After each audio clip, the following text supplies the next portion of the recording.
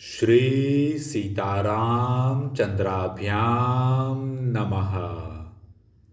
सुंदरकांड 24वां सर्ग।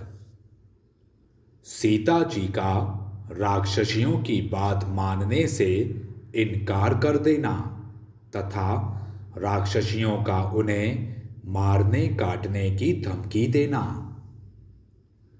तदंतर विकराल मुख वाली उन समस्त राक्षसियों ने जो कटु वचन सुनने के योग्य नहीं थे, उन सीता से अप्रिय तथा कठोर वचन कहना आरंभ किया।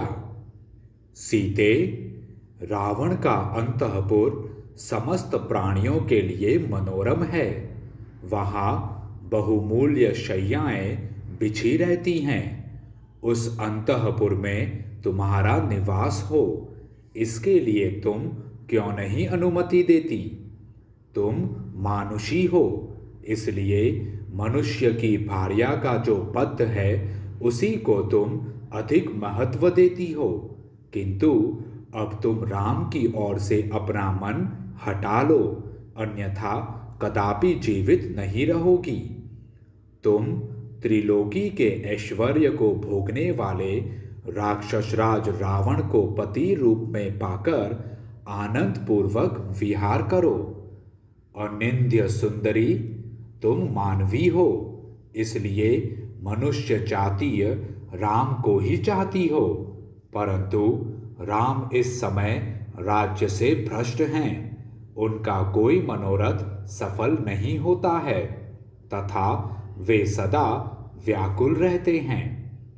राक्षसियों की ये बातें सुनकर कमल नयनी सीता ने आंसू भरे नेत्रों से उनकी ओर देखकर इस प्रकार कहा, तुम सब मिलकर मुझसे जो यह लोक विरुद्ध प्रस्ताव कर रही हो, तुम्हारा यह पापपूर्ण वचन मेरे हृदय में एक क्षण के लिए भी नहीं ठहर पाता है। एक मानव कन्या किसी राक्षस की भार्या नहीं हो सकती। तुम सब लोग भले ही मुझे खा जाओ, किंतु मैं तुम्हारी बात नहीं मान सकती। मेरे पति दीन हो अथवा राज्यहीन, वे ही मेरे स्वामी हैं, वे ही मेरे गुरु हैं। मैं सदा उन्हीं में अनुरक्त हूँ और रहूंगी, जैसे सुरवचला सूर्य में अनुरक्त रहती हैं।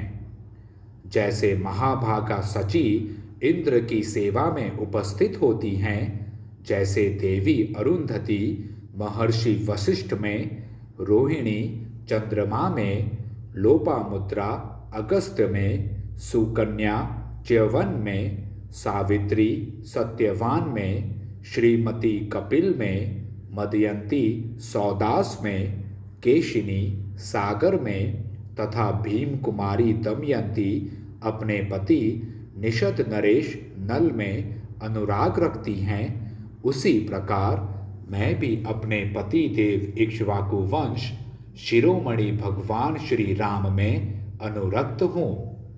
सीता की बात सुनकर राक्षसियों के क्रोध की सीमा न रही। वे रावण की आज्ञा के अनुसार कठोर वचनों द्वारा उन्हें धमकाने लगी। अशोक वृक्ष में चुपचाप छिपे बैठे हुए वानर हनुमान जी सीता को फटकारती हुई राक्षसियों की बातें सुनते रहे। वे सब राक्षसियां कुपित हो वहां कांपती हुई सीता पर चारों ओर से टूट पड़ी और अपने लंबे एवं चमकीले ओंठों को बारंबार चाटने लगी। उनका क्रोध बहुत बड़ा हुआ था। वे सब की सब तुरंत हाथों में फरसे लेकर बोल उठी, यह राक्षस राज रावण को पति रूप में पाने योग्य है ही नहीं। उस भयानक राक्षसियों के बारंबार डांटने और धमकाने पर सर्वांग सुंदरी कल्याणी सीता अपने आंसू पोंछती हुई उसी अशोक वृक्ष के नीचे चली आई, जिसके ऊपर हनुमान जी छिपे बैठे थे।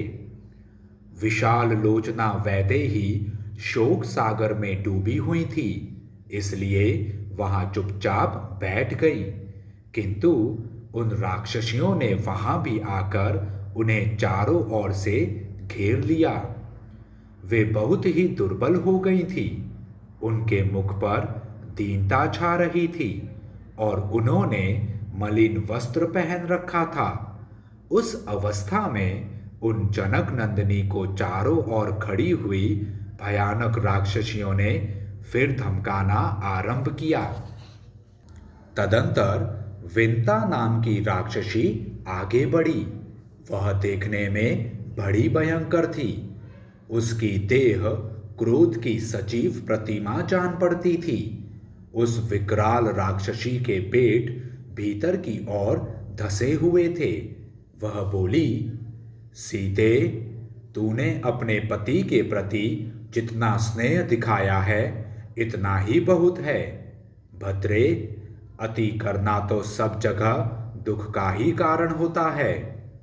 मिथिलेश कुमारी, तुम्हारा भला हो। मैं तुमसे बहुत संतुष्ट हूँ, क्योंकि तुमने मानवोचित शिष्टाचार का अच्छी तरह पालन किया है। अब मैं भी तुम्हारे हित के लिए जो बात कहती हूँ उस पर ध्यान दो, उसका शीघ्र पालन करो। समस्त राक्षसों का भरण पोषण करने वाले महाराज रावण को तुम अपना पति स्वीकार कर लो। वे देवराज इंद्र के समान बड़े पराक्रमी तथा रूपवान हैं। दीनहीन मनुष्य राम का परित्याग करके सबसे प्रिय वचन बोलने वाले उदार और त्यागी रावण का आश्रय लो। विदेह राजकुमारी, तुम आज से समस्त लोकों की स्वामिनी बन जाओ और दिव्य अंगराग तथा दिव्य आभूषण धारण करो। शोभने, जैसे अग्नि की प्रिय पत्नी स्वाहा और इंद्र की प्राण वल्लभा सची है, उसी प्रकार तुम रावण की प्रेयसी बन जाओ। विदेह कुमारी, श्री राम तो दीन हैं, उनकी आयु भी अब समाप्त हो चली है। उनसे तुम्हें क्या मिलेगा? यदि तुम मेरी कही हुई इस बात को नहीं मानोगी तो हम सब मिलकर तुम्हें इसी मुहूर्त में अपना आहार बना लेंगी। तदंतर दूसरी राक्षसी सामने आई। उसके लंबे लंबे स्तन लटक रहे थे। उसका नाम विकटा था।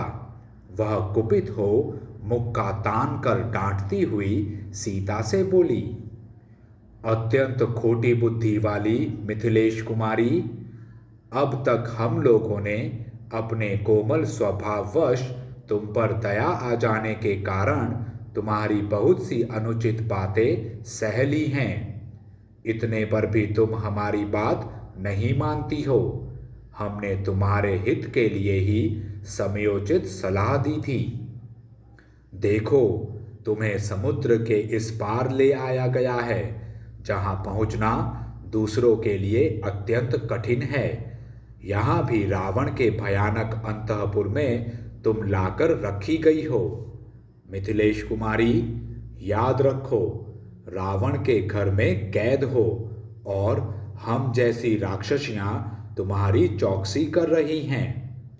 मैथिली, साक्षात इंद्र भी यहाँ तुम्हारी रक्षा करने में समर्थ नहीं हो सकते।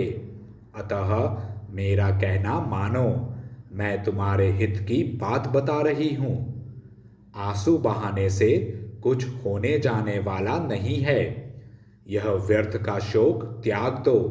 सदा छाई रहने वाली दीनता को दूर करके अपने हृदय में प्रसन्नता और उल्लास को स्थान दो। सीते, राक्षस राज रावण के साथ सुखपूर्वक क्रीड़ा विहार करो। भीरू, हम सभी स्त्रियां जानती हैं कि नारियों का यौवन टिकने वाला नहीं होता। जब तक तुम्हारा यौवन नहीं ढल जाता तब तक सुख भोग लो। मत बना देने वाले नेत्रों से शोभा पाने वाली सुंदरी, तुम राक्षस राज रावण के साथ लंका के रमणीय उद्यानों और पर्वतीय उपवनों में विहार करो। देवी, ऐसा करने से सहस्त्रों स्त्रियां सदा तुम्हारी आज्ञा के अधीन रहेंगी। महाराज रावण समस्त राक्षसों का भरण पोषण करने वाले स्वामी हैं। तुम उन्हें अपना पति बना लो।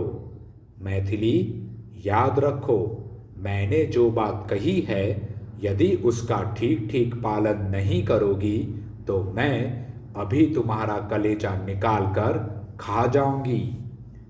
अब चंडोदरी नाम वाली राक्षसी की बारी आई। उसकी दृष्टि से ही क्रूरता टपकती थी। उसने विशाल त्रिशूल घुमाते हुए यह बात कही। महाराज रावण जब इसे हर कर ले आए थे, उस समय भय के मारे यह थर थर कांप रही थी, जिससे इसके दोनों स्तन हिल रहे थे। उस दिन इस मृग शावक नयनी मानव कन्या को देखकर मेरे हृदय में यह बड़ी भारी इच्छा जागृत हुई। इसके जिगर, तिल्ली, विशाल वक्ष स्थल, हृदय, उसके आधार स्थान, अन्य अन्य अंग तथा सिर को मैं खा जाऊं, इस समय भी मेरा ऐसा ही विचार है। तदंतर प्रगसा नामक राक्षसी बोल उठी, फिर तो हम लोग इस क्रूर हृदया सीता का गला घोंट दें। अब चुपचाप बैठे रहने की क्या आवश्यकता है। इसे मारकर महाराज को सूचना दे दी जाए कि वह मानव कन्या मर गई। इसमें कोई संदेह नहीं कि इस समाचार को सुनकर महाराज यह आज्ञा दे देंगे कि तुम सब लोग उसे खा जाओ। तत्पश्चात राक्षसी अजामुखी ने कहा, मुझे तो व्यर्थ का वाद विवाद अच्छा नहीं लगता। आओ पहले इसे काटकर इसके बहुत से टुकड़े कर डालें। वे सभी टुकड़े बराबर माप तौल के होने चाहिए। फिर उन टुकड़ों को हम लोग आपस में बांट लेंगी। साथ ही नाना प्रकार की पेय सामग्री तथा फूल माला आदि भी शीघ्र ही प्रचुर मात्रा में मंगा ली जाए। तदंतर राक्षसी शूर्पणखा ने कहा, अजामुखी ने जो बात कही है वही मुझे भी अच्छी लगती है।